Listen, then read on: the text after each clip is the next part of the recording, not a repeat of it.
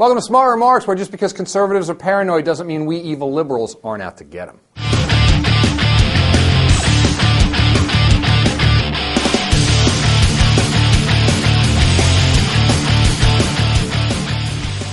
"45 years ago in 1964, the historian Richard Hofstadter published a seminal essay called The Paranoid Style in American Politics, in which he talked about McCarthyism, the John Birch Society, and other right-wing movements that saw the world in apocalyptic terms, with every political clash a fight between absolute good and absolute evil, with right-wingers themselves manning the very barricades of civilization.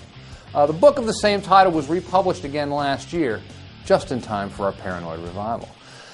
After their electoral drubbing in November, the second time in a row, it seems to have driven conservatives around the bend. For some, it was a really short trip. But how else to explain the caller to C-SPAN last week, asking questions to House Minority Whip Eric Cantor, who said that we have a fascist one-party rule in Washington?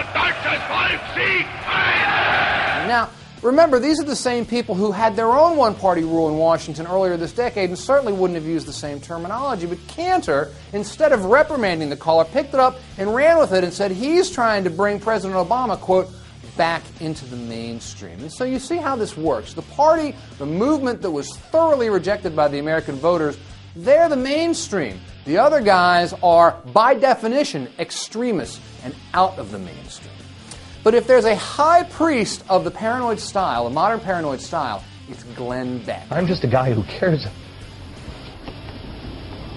I'm sorry. Who, when he's not crying on his Fox News program, is making dark rumblings about revolution. And last week had on John the Walrus Bolton to talk about how the Obama administration is moving us toward a one-world socialist government. They'll take away guns. They'll take away our sovereignty. They'll take away our currency, our money.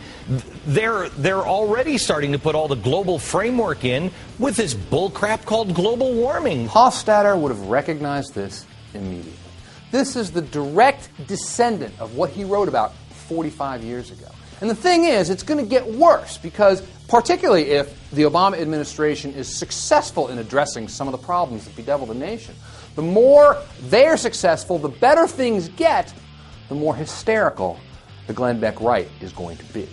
American politics, wrote Hofstadter, has often been an arena for angry minds. Around these parts, we use a different term. We use the word outrage! It's all the same thing. It's going to get worse before it gets better. And I think to myself,